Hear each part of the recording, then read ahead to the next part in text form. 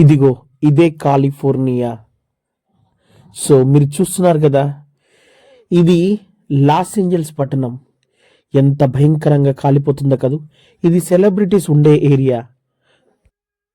చూసిరు కదా. సో అక్కడ వైల్డ్ ఫైర్ అనేది అక్కడ స్ప్రెడ్ అవుతుంది అనమాట. సో ఇది అమెరికాలోని యూనో లాస్ ఏంజల్స్ అనేది ఒక సిటీ అనమాట. అది కాలిఫోర్నియా రాష్ట్రంలో ఉంటుంది. సో ఇది మనము అనలైజేషన్ చేస్తే ఈ లాస్ ఏంజల్స్ అనేది లైక్ సెలబ్రిటీస్, హాలీవుడ్ స్టార్స్ ఉండే ప్లేస్ అనమాట.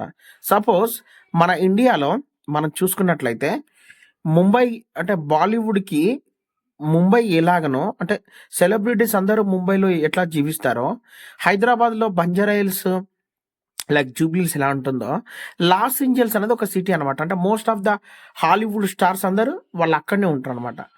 సో వీళ్ళందరూ ఆ వైల్డ్ ఫైర్ ఎఫెక్ట్ అవ్వడం వలన ఇల్లు వదిలి పారిపోయారు. అసలు ఈ యొక్క యూనో అసలు వైల్డ్ ఫైర్ అనేది ఎలా సోకింది అని ఆలోచిస్తే కనుక, ఈ వైల్డ్ ఫైర్ అనేది ఈ మనకి లాస్ ఏంజల్స్ అనేది ఒక కోస్టల్ ఏరియా ఉందన్నమాట. అంటే కోస్తా ప్రదేశంలో పక్కన సముద్రం ఉంటుంది. సో వీరి పక్కనే ఒక డిజర్ట్ ఉంటుంది.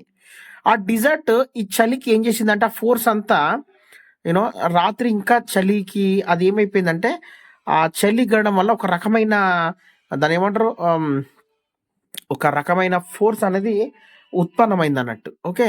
సో తద్వారా ఏమైందంటే అప్పటికే ఈ లాస్ ఏంజల్స్ కాలిఫోర్నియా ఏరియాలో అంతా డ్రై ఉందన్నమాట. అంటే మాయిశ్చరైజర్ లేదు, ఎందుకంటే వర్షాలు లేవు. అక్కడ అంతా డ్రై అయిపోయింది కాబట్టి ఆ ఫైర్ అనేది ఈజీగా స్ప్రెడ్ అయిపోయి ఆ చుట్టుపక్కల మొత్తం వ్యాపించేసింది. సో ఆ ఏమంటారు వైండ్ అంటే ఈదురుగాలుల వలన ఆ ఫైర్ అనేది ఆగట్లేదు. వాళ్ళకి అర్థం ఉండి ఇంకో మీకు విషయం తెలుసా, ఇది అమెరికాలో సెకండ్ హైయెస్ట్ పాపులేషన్ ఉన్న లాస్ ఏంజల్స్ మరి ఈరోజు మరి ఇంత వైల్డ్ ఫైర్తో అంటుకుంది. సో ఇప్పుడు మరి ఇంకా అమెరికా ప్రభుత్వము బిడెన్ కూడా ఐ థింక్ ఏదో స్టేట్ కు అతను బయట కంట్రీకి వెళ్ళాల్సి ఉంది. బట్ అతను పోస్ట్ పోన్ కూడా చేసుకున్నాడు. దాని దిశగా అమెరికా ప్రభుత్వం చర్యలు చేపట్టింది.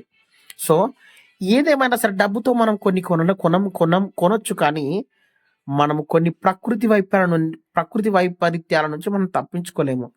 ప్రకృతి నేర్పే గుణపాఠం ఇదే, ప్రకృతితో ఆడుకోవద్దు అనేది సారాంశం. ఇది అసలు విషయం. మళ్ళీ వచ్చే వీడియోలో మరొక టాపిక్తో కలుసుకుందాం. దిస్ ఈజ్ జీవైజే. Thank you so much. Bye.